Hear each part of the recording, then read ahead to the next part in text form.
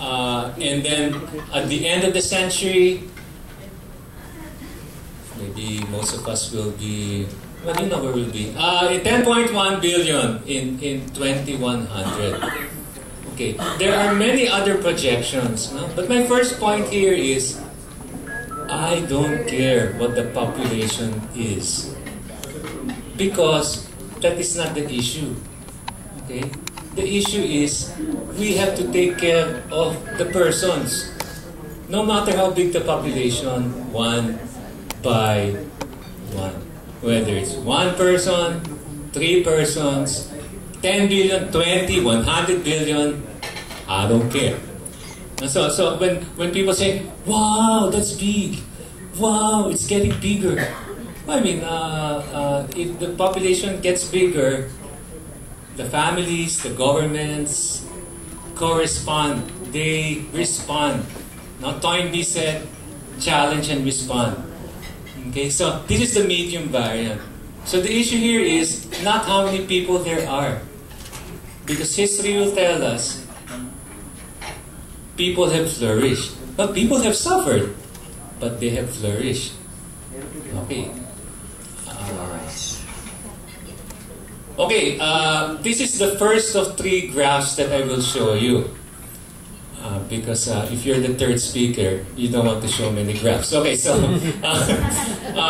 what I want you to notice here is the can you see it over there? The topmost thing, that's Africa. That's Asia.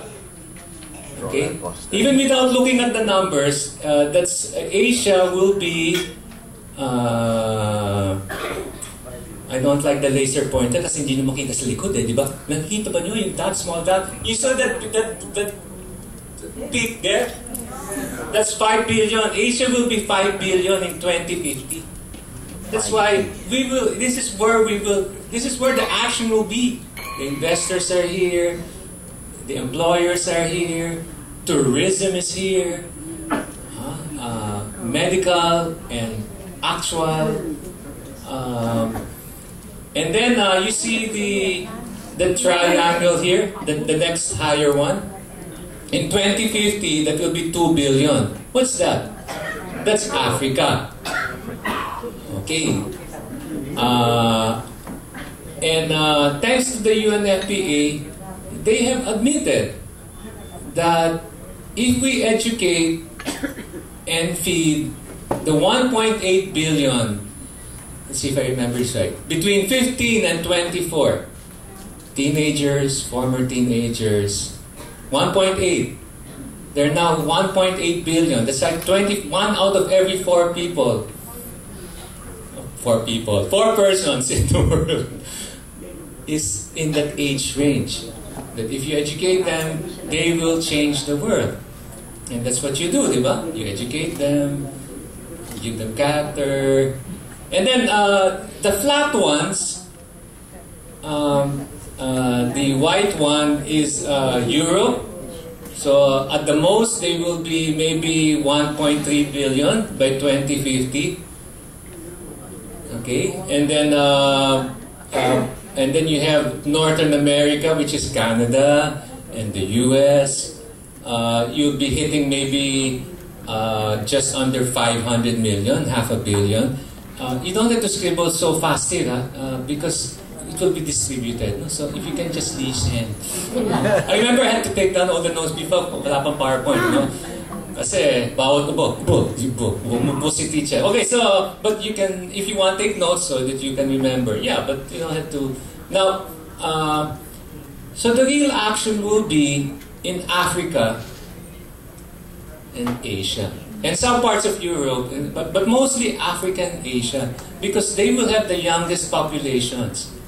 I'm not saying that the younger ones here will be less productive. No, I mean, I'm saying that they have more years ahead of them.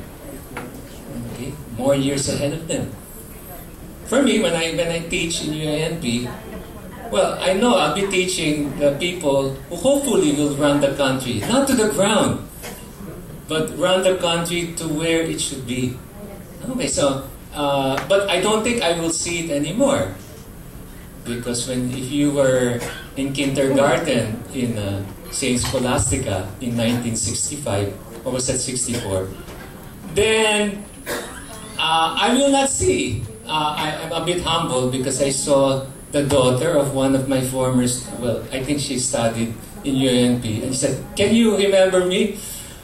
No, lovely, I cannot remember you. She said, "Tell me your name if I get embarrassed." Okay, so, and I'm happy that she's a lawyer, and then she has a daughter, and then she's, yeah, so it's humbling, but I don't think I will see the grandchildren of my students anymore. Well, knock on wood. But we're assuming here that, here I want to make a second point. So the first point is, remember, it's not the population. It's what we do with it. Yeah. It's what we do with each person. And all of us can contribute to the character of persons, which in the end is what counts. They have to eat, they have to meet, they have to exercise, but they have to have character. Now, the second point is population projections are not engraved in stone. I'll say that again. They are not engraved in stone. Okay. In fact, on a person-by-person level, we can change the projections. I'm going to explain more of that in the latter part of the talk. We can actually change the projections of the population before they happen. Okay, what do I mean? Example. Okay, in my program, only 50% of those. Can I go over here? Because some people in the front might get tired of me. No? So, but 50% of the people in the 4th year go to the 5th year. So my students get nervous. Sir, only half of us will go to the 5th year. What does that make of me? Nothing. Either you go in or you don't. It's up to you. Statistics don't matter. Whether only 10%, 20%, 40%, it's you. You're in or you're out. You can control whether you're in or you're out. Or else you become a statistic. You're not in or you're not out. That's the thing you have to learn about statistics. Statistics is about history. But persons make it. So if they say the projections are engraved in stone, well, okay, the rate things are going. But you know, when an economist says the rate things are going, it gets bad. No, I mean, when I start saying that, that means it will not be like that. Okay, well, so the second point is, the projections are there.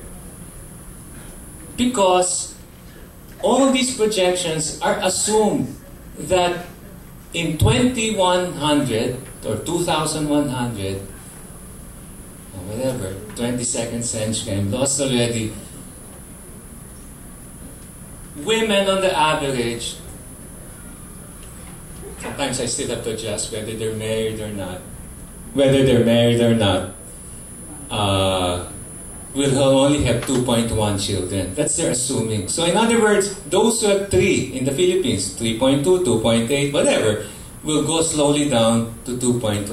And those in Europe, and then the tigers, 1.2, 0.9, will go back to 2.1. So, bakit bumalik doon, no? You know, this is something you need to know. Projections are not engraved in stone because why? When people die, they figured it out. When people are born, it's easy for them to figure out when they're going to die. More or less statistics. When a person will die, you never know. But on the average, many people die every year. And then, migration, you know their age, they studied nursing, most probably they'll go OFW. Okay. But when, you know, the best demographers haven't figured out the how and why. Remember the how and why books? The how and why of physics. If you don't remember that, I know how old I am. The how. The how and why of making babies. Ay nako, wala pang libro nun. Meaning, why do women have more babies or why do women have less babies? Okay, they tell you, like this, like this, like this. But the moment they tell you they're going to have many, many babies, that's when they started having less babies. And vice versa. There is a temptation, nako, they're having less babies, they will not have many more of them. Ooh, okay, that's the debate. Okay, so suspense muna. Okay, so it assumes it will, that's why, to cut the story short, the previous projections said we would peak at something like 9 billion, somewhere in the 21st century or in 2050. But right now, because they assume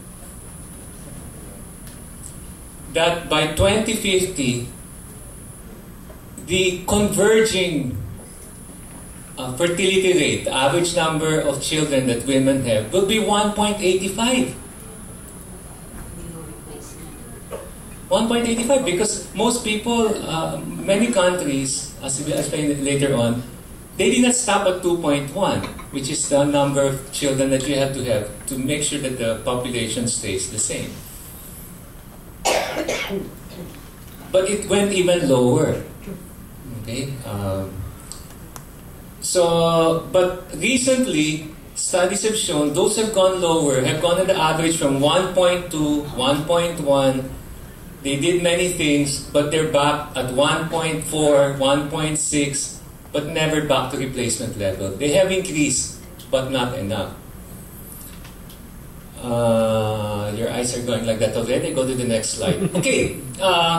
And then, this is something you can tell your friends. We're in a population explosion. We're in a population explosion. Where's the explosion? Because, in so many words, this author, he has written many things, no? I'll read it na lang, no? So the ones who are listening there at the very back. Anyway, the rate of increase in world population has been falling since the early 1960s. In other words, and that's when Paul Ehrlich said, by the 1970s, millions will die of starvation. Diba? But 1970, there was no starvation. 1980, we're still here. 1990, we're still here. 2011, no, we're still here. But the moment he said that, the annual growth rate since the 1960s has been going down. And then they will get back to you, no, but the absolute increase is increasing. Wrong again, because the raw number, meaning the absolute increase, not the percentage increase, but in the actual population, the raw number of new people added each year has been falling. Not in love, but falling since the late 1980s. Okay, so since early 1960s, the growth rate has been going down. The absolute number is going down. Where's the beef? Wala. Now, what is their latest kwento? We will get our next billion in 13 years. The previous one was in 14 years. And in the high variant, you will get the 9 billion and the 10 billion every 10 years. Wow. Nakakatakot. That's scary. Yeah, who cares? I mean, 1 billion out of 7, that's 14% increase, diba? Okay. Forget about the 13 years. And then 1 billion after the 8 is 12.5. Well, the growth rate is going down, diba? And then 1 billion after the 9 is 11.1. But that is over 10 years. So in effect, the average rate, don't think about it anymore. On the average, it's increasing by 1%. In the 1960s, it was 2%. So where's the beef? So tell that to your friend. Okay? 1 billion might be a lot. But compared to 8 or 7, okay. Okay. Most of you are women.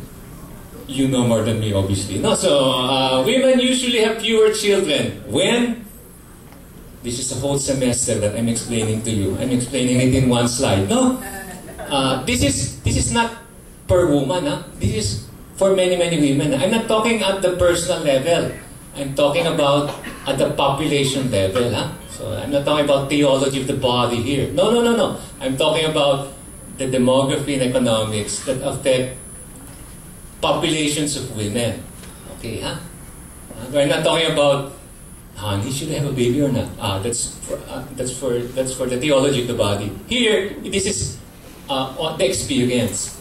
Women usually have fewer children, amid exceptions, meaning it doesn't follow when less babies die. Of course, I mean, you have to adjust, diba? I remember my my father, no? They had 13 brothers and sisters, but 3 died. And then, my grandfather died when he was 50 kasi wala pang dextrose nun, so he died of an ulcer, no? A pity, no? So all 10 of them had to stop schooling. And my lola, who was 50, oh, we can do this. So they all got educated. Okay. Now with me, my mother wanted 5. Off the record. Okay, so but bless her soul, she bled with me. And since my father was a statistician, honey, I'm not gonna risk it. Okay, so my mother wanted 5, but since survival was better, we were 3. I'm spoiled. Don't you know this? Anyway, so okay, B. People get richer. Okay, I'm not saying that when people get richer, they have less children. Let's put it this way. When people get richer, somehow their expectations for their children, sometimes right, sometimes not so right, increase. Okay, but that's for another lecture. But normally they have less children. That's the pattern. I have another explanation. Ask me later in the question and answer. See, when more women go to school, of course, when more women go to school, if you finish school when you're 22, you get your doctorate when you're 27, you get married afterwards normally, no? Oh, and then if you work, you want to work first. Okay, so yeah. Okay, meaning their reproductive time in marriage is shorter. Before it was shorter because they died earlier. Okay. And more people live in cities. Or places which look like cities. Okay. What's the explanation here? When you're in the farm, and you're in the Philippines, and you don't have support from the government, or very little of it, you don't have a tractor, you don't have irrigation sometimes, then you need all the hands to have it. So your capital, whatever, is your children. Right? I mean, my friends who don't agree with me and I don't agree with them on this point say, are they crazy? No, they're not. The parents, no matter what we call them, know more than I do. Because they're the ones who are going to live their life and with their children. And when you go to cities more, they become sort of, they don't earn money. Especially in the Philippines, the children cannot do part-time and support their schooling. In other countries, you can. I remember tutoring big football kids. They're like 300 pounds. I need help. Roberto, 200 pounds, 250, and then you earn $11 an hour. Oh, you just work hard enough, you have food money and support your tuition, and you could survive. But could you do that here? Well, you must be an entrepreneur. Yeah, you can, and maybe people will hire you before you graduate. So there are certain things that when you live in a city, the children, you don't need many children. I'm not saying you shouldn't have many children. You have many children as the couple wants. But I'm an economist. This is about economics, huh? Okay, but you should have the children that God wants you to have. That's it. No questions asked. The number, bahala kayo. Consciensya na kayo. Okay, but it's up to you, knowing what God wants, what the Catholic Church wants. When you're generous, given all things given, well, God will provide. The same way with my Lola. I don't know how a widow, she lived up to 106. I don't mean you have to be widowed to live long, huh? But she lived 106, lucid all the way. I don't know how she did it. No? She smoked a cigar every day, ate a lot of bagoong with her gulay, no? And a little bangus, no? High salt diet. The doctors are laughing at me already. Okay, so okay. In addition to this, the 2010 revision in the UN projections expect countries not having enough babies to maintain their population will see fertility easing back to replacement levels. So I told this to you already. The ones that are at 3 children will go to 2.1, or 4 children will go to 2.1. And then the ones that we're worried about, yeah, I'll explain to you in a moment. Those that are having, let's say for every 100 families, they're having only 110. That's not enough to replace those 100 couples, or they're having 120. They're not having enough daughters, because it's the daughters who have the babies. Men cannot have the babies. No way. So the measurement of unit is how many daughters they have. So you multiply that by 2, it's 2.1. It's 2.1, why? Bakit may 0.1? Because as God would have it, more boys are needed so that when they get old, it will more or less even, or even the women outnumber the men in the later years. And then why that's 0.05? And you add 0.1. Because 0.1 is an adjustment because not all the women born survive to the reproductive years.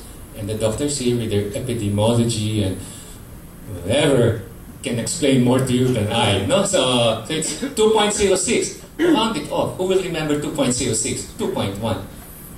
But that's for countries with a lot of good health care. In Africa, some countries it could be 2.5 because the adjustment for is around 0.4 because the child mortality is higher. Fewer daughters get to have babies. Anyway, of the 7 billion people in 2011, 42% live in low fertility countries. I'll explain it in a moment. 40% in intermediate, 18% in high. Okay? So, to remember this, huh?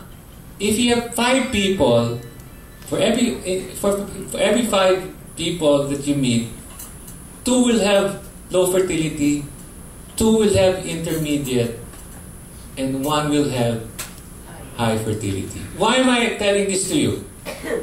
Bakit ba? Okay, so that you get an understanding of, you remember countries. Now, when you talk about world population, you don't remember world population but you remember the countries, di ba? Okay. Which countries account for 75% of the population? But since you're as young as I am, you remember 3/4, di ba? My students don't remember fractions anymore. When I say 2/3, sir, what's that? 0.66666, whatever. So, or 3/4 of the population by order population size in these fertility classes. Okay, in low fertility countries, what is low fertility countries?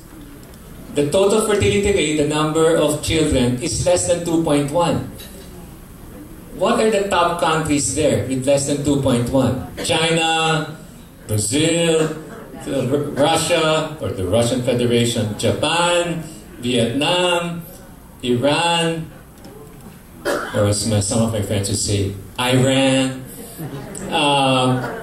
They're my good friends. Okay, Thailand and France compose 3/4 of the population where their populations are not replacing themselves. Of course, there are other there, Europe, so forth and so on. Okay. Okay. B. In intermediate fertility countries, that's between 2.1 and 3.1. India, US, Indonesia, Bangladesh, Mexico, and Egypt. Okay. Yeah. C. In high fertility countries. Okay, this is a category of the UN. It's not me. Huh? I'm only saying this so that when you read the report, you understand what they're saying.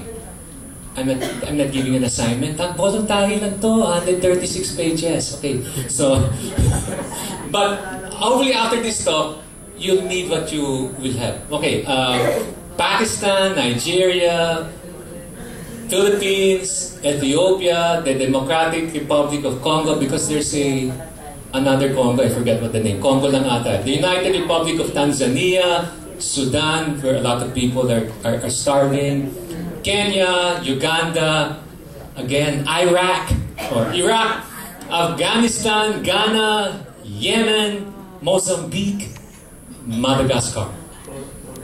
Okay. There's a great book, The Life of Pi. It starts in Madagascar. I think that's a movie, no? But we're not in movies. Okay, baka mag-stop na kayo. Okay, so, okay. Now, after so many slides, compared to 2011, the number of people 65 and, kalimutan ko na, inantok na ako. 65 and older, which each worker will support, will double, or it will, in 2050, and triple in 2100. So, what I'm trying to say here, if you want to support the workers in 2050 will have to work twice as hard or earn twice as much. And in 2100, 3 times as much. Okay, is that impossible? It's possible with a little help from some, but there should be some planning. Okay. Aside from women having less babies, which I explained already, they're having less babies in some countries, okay? But generally, yes. The elderly form a greater share of the population, that's population aging, an aging population, as people live longer. And many people don't know, people live longer mostly by having Maynilad and Manila water. And having sewage systems. More than this high-tech equipment. The decrease in mortality, people were living longer when they drank cleaner water and they moved their movements into safer places. Okay. They had septic tanks. Okay. And then antibiotics and the thermometer. If you could, you take the thermometer for granted, but when there was no thermometer, people didn't know they had a fever. Especially in cold countries, you don't know you have a fever because you're always feeling feverish. Because you have to keep warm. Huh? Okay. And then hand washing. Okay, I have to congratulate the DOH. This is one thing they're promoting rightly. Hand washing. Even in the hospitals. But you know the ones who don't hand wash? The doctors. Not doctors of economics. The doctors, medical doctors, the only time that they convinced them to hand wash was they took a microscopic photo of their hand, so they saw all the bacteria there, no? And made it a screensaver in all the computers of the hospital. When they saw that, no, hand wash na. Hand wash na. And when people wash their hands, babies survived. Surgeries turned out better. And many other things. No?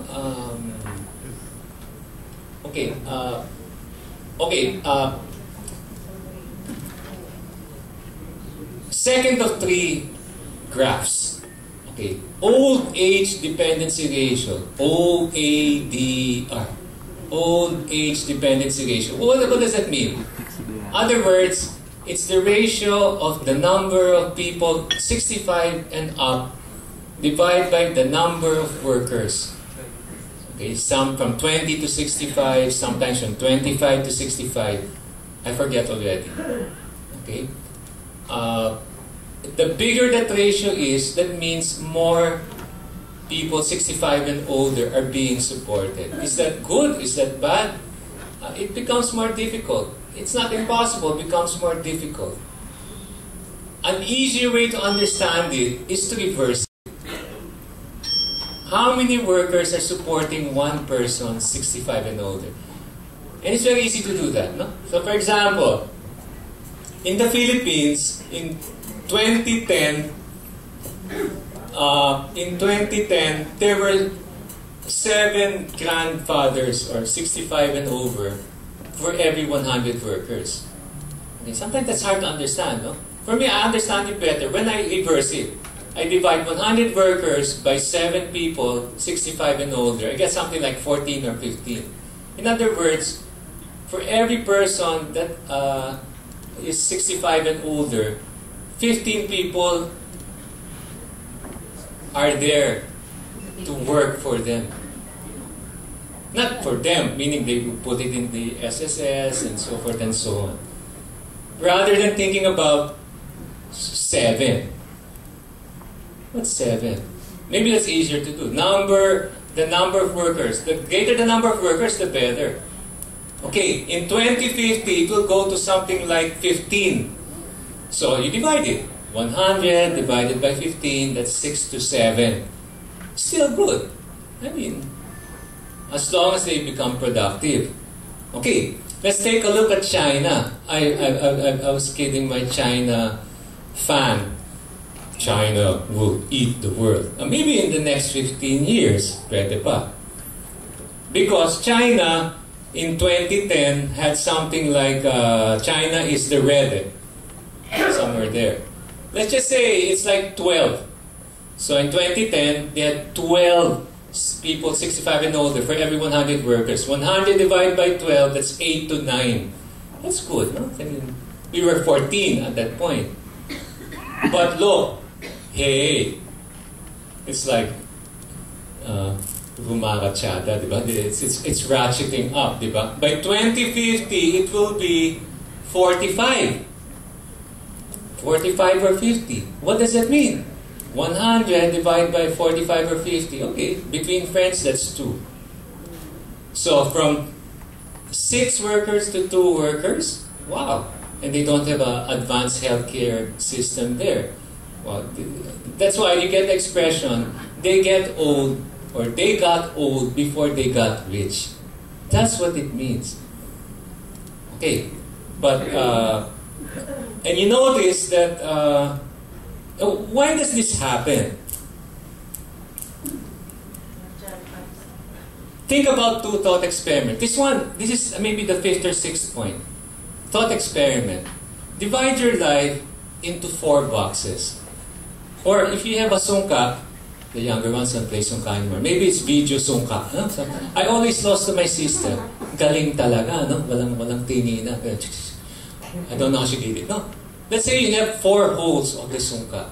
The first hole is 0 to 20. The second hole is 20 to 40. The third hole is 40 to 60.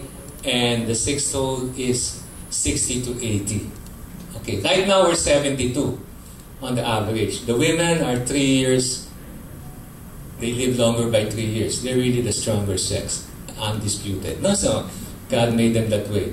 Thank God. No, I mean, okay, so I wouldn't be here anyway without a woman. So, okay, so what I'm saying is, look, think about this way.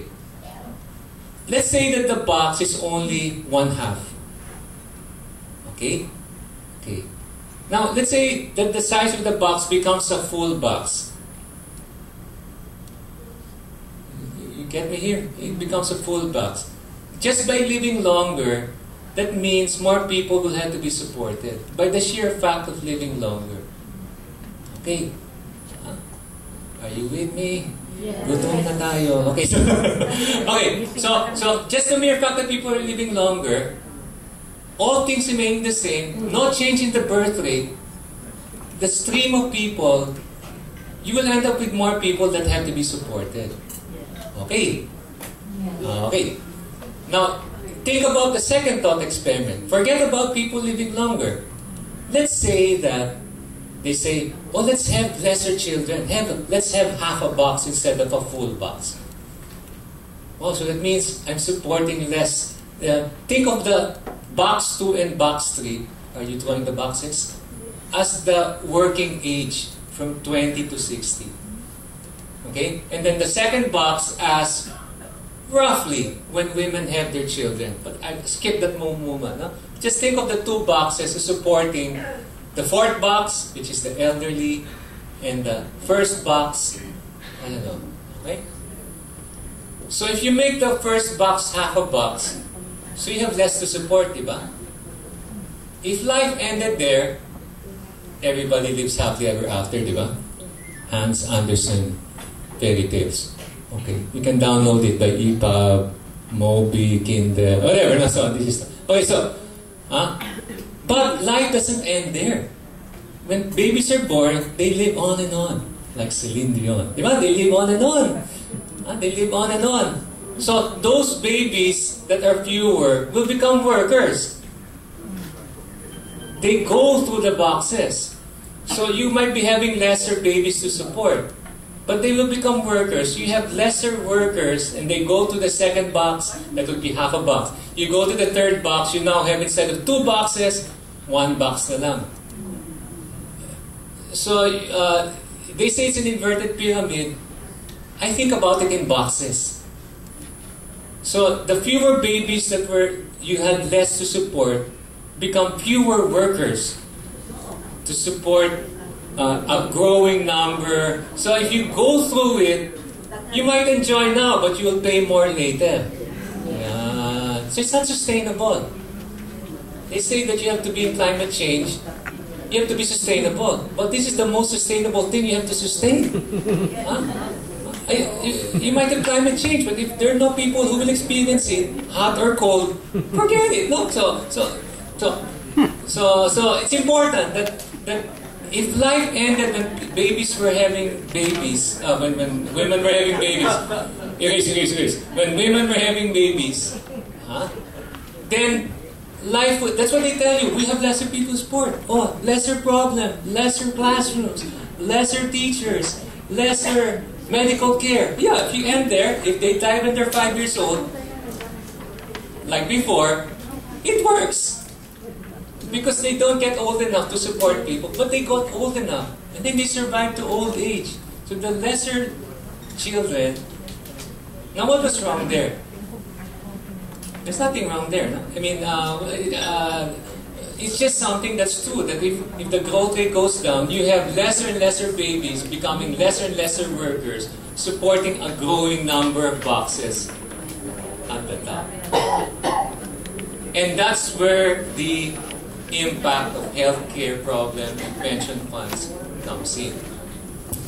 But it's solvable if, next slide, well, the same thing for MITV. What is MITV? MTV? No, that's Malaysia, Indonesia, Thailand, and Vietnam. Okay? The same thing, no? I can skip this, no? If you want to ask me about it, I'm glad to answer you. Okay. Now, the shrinking workforce supporting a ballooning elderly population puts a great strain on healthcare and pension funds. Okay. Now, this will not last forever because once the decrease of the population stops, the pyramid will stabilize at a smaller population. Now, the problem really is, will we survive the transition? That's the question there. That's the question there. And that's where we can make a difference. So how do countries flourish in an aging world? Because it will age. Because the people who will become old are born already. Short-term adjustments. Who has heard of Ray Bradbury? Who has heard of Neil Gaiman? Oh yeah, Neil Gaiman. Okay, so Ray Bradbury was the poor forerunner of Neil Gaiman. No? He's a science, sci-fi. And I recently read Frost and Fire. Okay, what is Frost and Fire? It tells about the story of a couple where they lived in a planet, I think it was Earth after the nuclear war, or they went another place, and they only lived for 8 days. 8 days. Okay? And they said, I have to go to a rocket ship so I can live longer. But they couldn't, it was so far that they would have been burned by the sun or frozen by the cold of the night if they just relied on themselves. But this guy wanted more out of life, max, out of 8 days. So there were two options. He would join a club where if you went to that club of people, you had 3 more days. Imagine, you only lived for 8 days and they extended your life by 3. It's like you go from 70 to 105. I'll take it. But they will also die after 11 years, knowing that they used to live for 80 years in the deepest recesses of their memory. But because he wanted something more for himself and for the rest of the people who were living 8 days, he decided to make a run for it. He was running. But he knew he wouldn't be able to reach it on his own accord. But he found out that there was a river that brought him close. So he rode the river. Whitewater rafting. But it was still not enough. They had to make a stopover.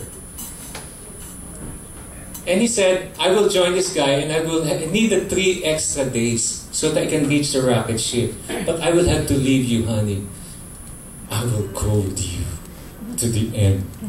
Sumama siya. So they go. But in order to get the 3 days, you have to fight the gladiator. Send me your gladiator. If I win, you have to accept me. If I lose, leave me here to die. He beats the guy. But he's also wounded and lies struggling there under the sun, being burned by the sun, as his honey was also being burned by the sun. And then you thought it would end there, di ba?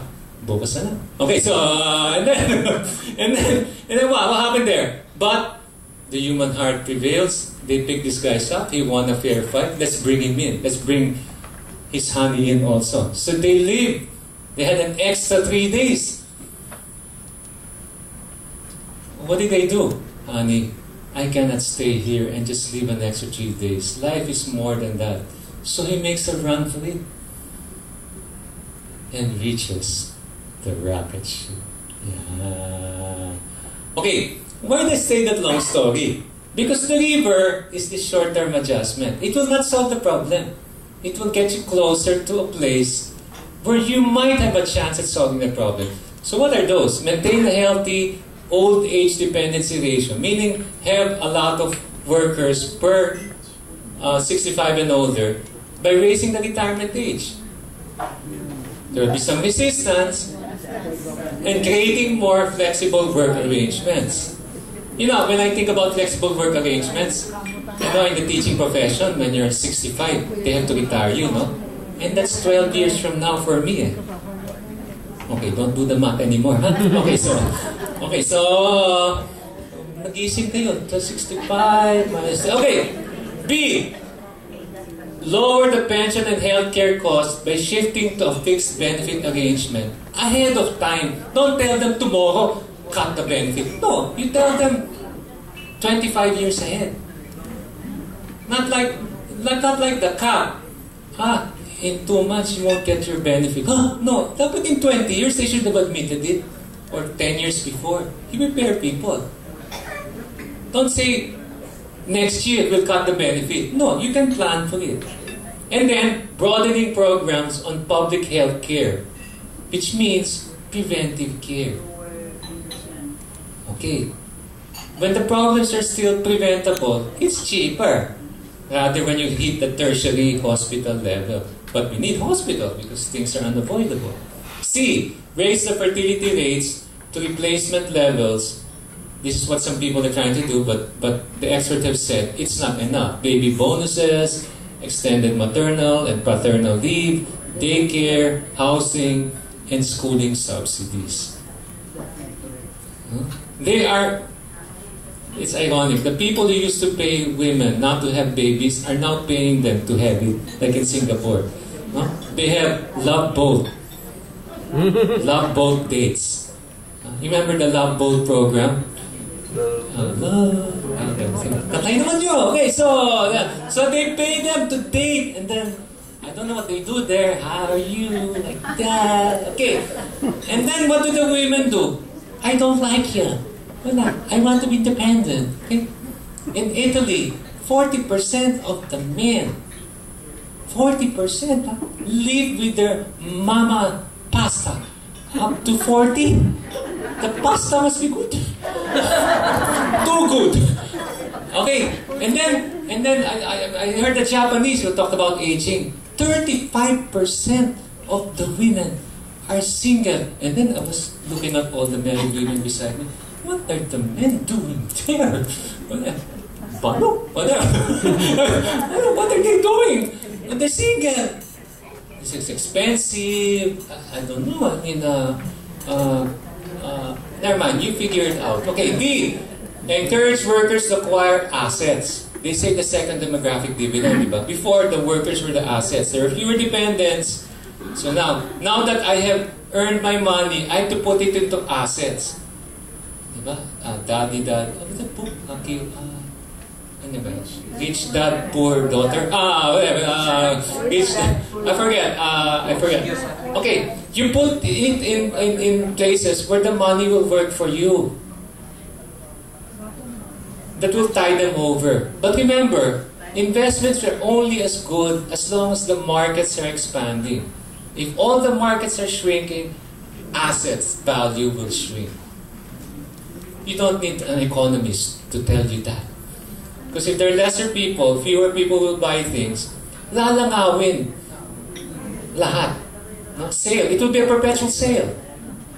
So where does the investment go? So those guys will put the money here. We're going to receive the benefits. If we do our act right, the investments will have to be in Asia and Africa. Because that's the people remaining that are buying. That's not unique to me. It's Ronald Lee and Andrew Mason. But the short-term adjustments, the river, are not enough. The 3-day extension is not enough.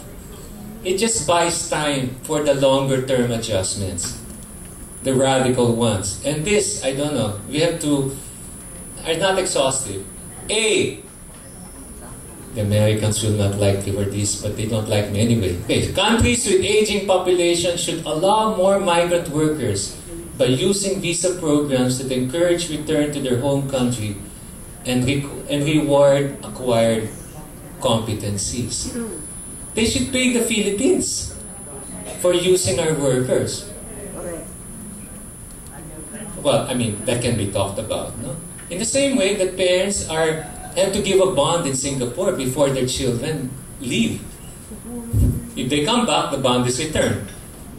If they don't come back, the bond is not returned. Come here, you studied in the university, it's funded by the government, and you just leave. What will happen to our people? Okay, there are some arrangements that can be, or they can be allowed to migrate, but they have to assimilate. I think, because if people don't assimilate, that's the problem of, while keeping their culture, of course. B, families should form support networks. By Facebook, by streaming. I cannot understand that streaming anymore. I will look to the day when I order Jollibee and it will appear before my eyes, no, in 10 minutes. If it doesn't appear in 10 minutes, refund. No? It's like beam me up Scotty, no, beam me up spaghetti. Okay, so, but should form networks, because networks don't form communities. The families have to form their community. Remember that. Remember that, younger people. No? Facebook doesn't form communities. It connects communities with each other. You have to form those friendships face to face. And when those friendships are face to face, they're sustained by Facebook, Twitter, Google Plus. I don't know, I lost track already, no? So there's no substitute. I give my students, they ask for the number of the girl, and they text her, "What are you doing?" And then the girl is 20 meters away. "Thanks. Can you be my friend?" Tawagin mo! Go out! Okay, go out! Go out! Go out! Visit the parents! Watch the movie there! Pwede naman yun, di ba? The parents should be happy. Oh, yan. That help other families flourish by bringing back the pride in being good mothers and fathers. I think I'm sure you're proud of being a mother. I think the younger generation should see that. And if they're proud of becoming mothers and fathers, I don't care how many children you think, but I'm doing with my family. I'm proud. Kawawa ka. Ganon. Wait. So you have to pride and respect that they deserve. I'm going over time. Somebody's looking at the watch. National statistical offices should include the market value of work done in the homes, even if our mothers and fathers will disagree. I'm doing this for you. I'm not paid for this. They're not going to be paid for it. In the same way that if you own your home, the rent that you would have received is included in the GNP, in the production of the economy. So why shouldn't mothers, people who give care for free because they're the relative, because they're a good friend, you impute that value. That if you hired somebody else that had to be paid, that would be the market value. Why is it in the States, when you eat out, it goes to the GDP? But in Britain, when they eat out and cook out, it doesn't add to the economy because they do it themselves. But it's the same. And so this will force people, oh, you're not being paid. But it has value.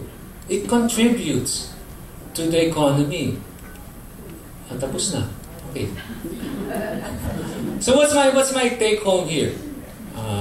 Not that you should go home. There's another day tomorrow. That people will age. More and more people will get older. But you find ways to find the river to get them closer. Whatever, bonuses, working longer, the other incentives. So that you buy the time, hopefully. I'm not saying it's going to be difficult, but it's possible. You buy the time so that you really make the real change. That the first adjustment is you close the gaps, and the second long-run adjustment is have parents be proud as parents and have the babies that they deserve. As an economist, I should help run the economy so that doesn't become a constraint of the freedom of parents. They shouldn't be forced to ask, can I afford this child? If I can work it out, that they don't have to think about that, then it balls on their court, you should have the children that you were born to have. And we all can contribute to bringing back the pride of parenthood or childhood. The children are there. That is the longer run adjustment that will take our whole lives and more and lunch. Thank you very much.